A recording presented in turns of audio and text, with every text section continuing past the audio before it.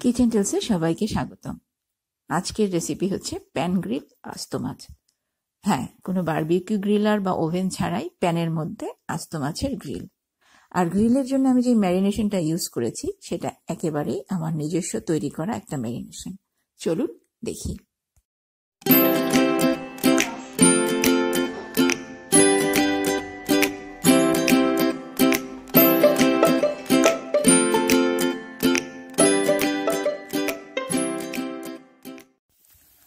আমি গ্রিল করছি আজকে যে মাছটা, সেটা এখানকার একটা লোকাল মাছ, নাম হচ্ছে ব্রাসে, ইংলিশে ব্রিম বলা হয়।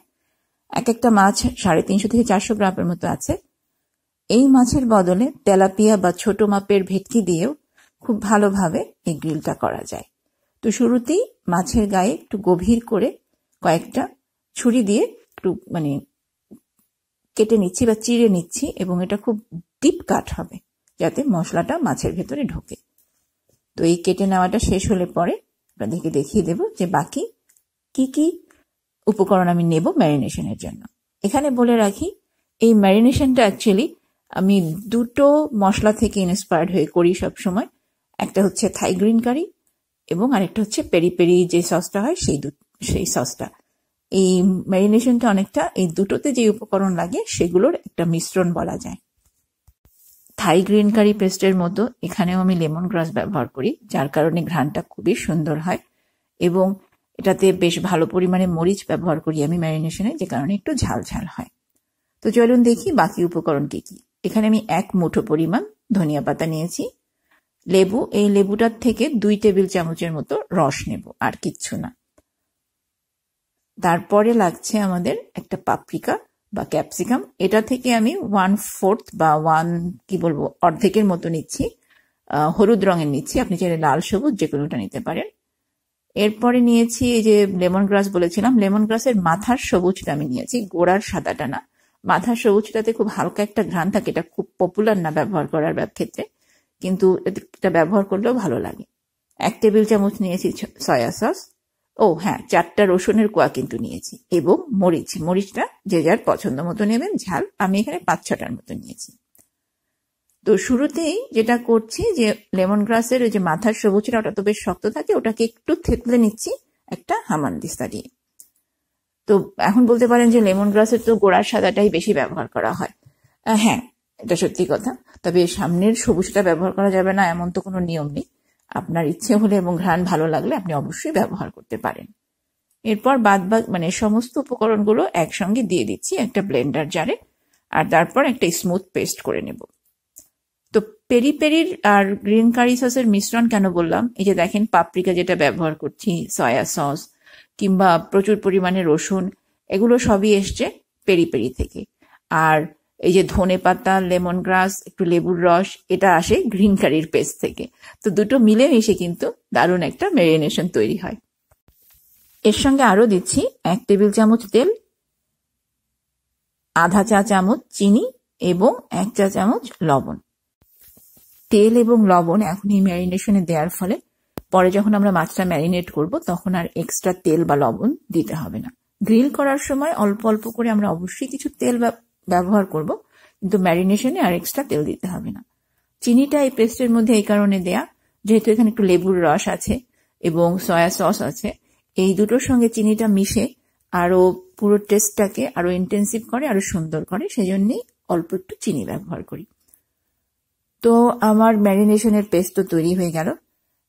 এখন এই পেস্টটা দিয়ে মাছটা যে ধুয়ে পরিষ্কার করে কেটে রেখেছি সেই মাছ দুটোকে ম্যারিনেট করে নেব। ম্যারিনেট করার সময় অবশ্যই খেয়াল রাখবেন যে মাছের গায়ের মধ্যে যে কাঁটাগুলো কেটেছিলেন সেই কাটা জায়গাগুলোর মধ্যে ম্যারিনেশনটা ভালো করে ঢুকিয়ে দেবেন। মাছের ভেতরে পেটের মধ্যে ম্যারিনেশনটা ঢোকাবেন। গায়ের উপরে তো অবশ্যই একদম কভার করে ভালো করে সুন্দর করে ম্যারিনেট করবেন। তো চলুন দেখি আমি কিভাবে করছি।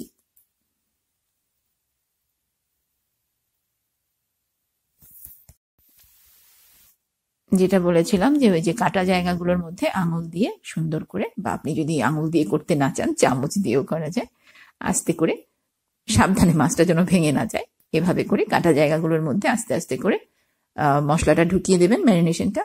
এবং ওই যে সামনে মুখের সামনে দিয়ে কেটে তো আমরা ভেতরের ইনার অর্গানগুলো বের করি মাছের, সেটা এরকম ফাঁকা করে ভেতরে মাছের পেটের মধ্যেও মশলাটা ঢুকিয়ে দেবেন। তারপর পুরো মাছটা ম্যারিনেট করা হয়ে গেলে পরে এটাকে এভাবেই রেখে দেবো আমরা, খুব বেশিক্ষণ না, আধা ঘন্টা থেকে 40 মিনিট। এরপর একটা প্যান যেটার মধ্যে এনাফ জায়গা আছে এবং মাছ মানে পুরো মাছটা ধরে যাবে সেরকম একটা প্যানে একটু অয়েল ব্রাশ করে নিচ্ছি। প্রথমে টেম্পারেচারটা হাই আছে, এই হাই হিটে মাছটা দিয়েই সঙ্গে সঙ্গে আমি টেম্পারেচারটা কমিয়ে নিয়ে আসছি মিডিয়ামে। আর মাছের ওপরে আর একবার চামচ দিয়ে ওই যে ম্যারিনেশনটা ব্রাশ করে দিলাম। এই মিডিয়াম হিটে 5-6 মিনিট গ্রিল করার পরে আমি কিন্তু মাছটাকে উল্টে দিয়েছি। উল্টে দিয়ে এখন আবারও উল্টো পাশে আর একবার ম্যারিনেট করলাম ওই যে সসটা দিয়ে। আর এখন কিন্তু হিটটা একদম লো আছে, লো হিটে প্রায় 2 মিনিটের মতো করছি, করে হিটটা আবার হাই করে দিচ্ছি। হাই করে দিয়ে যেটা করছি সেটাই হচ্ছে সবচাইতে মজা। একদম গরম প্যানের মধ্যে ছিটিয়ে দিচ্ছি কিছু পানি। কেন দিচ্ছি? চারপাশ থেকে কি পরিমাণ ধোয়া হচ্ছে দেখতে পাচ্ছেন? এটা আপনার মাছে দেবে স্মোকি ফ্লেভার। আপনি যদি এটাকে ক্যাপচার করতে চান তাহলে এই পর্যায়ে চাইলে প্যানটা ঢেকেও দিতে পারেন যাতে পুরো স্মোকটা ভিতরে থেকে যায়, অথবা আমি যেভাবে খোলা করছি সেভাবেও করতে পারেন। তো এই পানির দেওয়াটা আমি একবারই দিয়েছি, চাইলে বেশ কয়েকবার ওইভাবে পানি দিয়ে দিয়ে আপনি গ্রিল করতে পারেন যাতে আরো বেশি স্মোক হয়, আরো বেশি স্মোকিং ফ্লেভার হয়। তো তারপরে আবার হিটটা মিডিয়াম করে দিয়ে আরো প্রায় 6-7 মিনিটের মতো এক পাশ গ্রিল করেছি। এখন উল্টে দিচ্ছি, উল্টে দিয়ে একেবারে মিডিয়াম লোতে আরো বেশ কিছুক্ষণ গ্রিল করব, যতক্ষণ না মাছটা পুরোপুরি রান্না হয়ে যাচ্ছে। এটা ডিপেন্ড করে আপনি কি সাইজের মাছ নিয়েছেন এবং কি মাছ নিয়েছেন, যে জন্য আমি কোনো সময় উল্লেখ করছি না। এটা আপনি আপনার মাছের ধরন এবং সাইজ অনুযায়ী বুঝে গ্রিল করবেন যে মাছটা যেন ভেতর থেকে একদম পুরোপুরি রান্না হয়ে যায়। তো একটা মাছ গ্রিল করা শেষ, ঠিক একইভাবে এখন আর একটা মাছও গ্রিল করে নেব।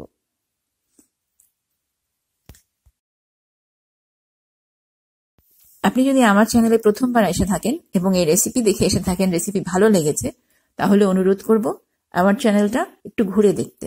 এরকম ভালো লাগার মতো রেসিপি আপনি আরো 2-1টা পেয়ে যাবেন, সে ব্যাপারে আমি নিশ্চিত। আর যদি পেয়েই যান তো অনুরোধ থাকলো চ্যানেল সাবস্ক্রাইব করার। খুব শিগগিরই আবার দেখা হবে, সেই অবধি ভালো থাকুন, সুস্থ থাকুন যে যেখানে আছেন।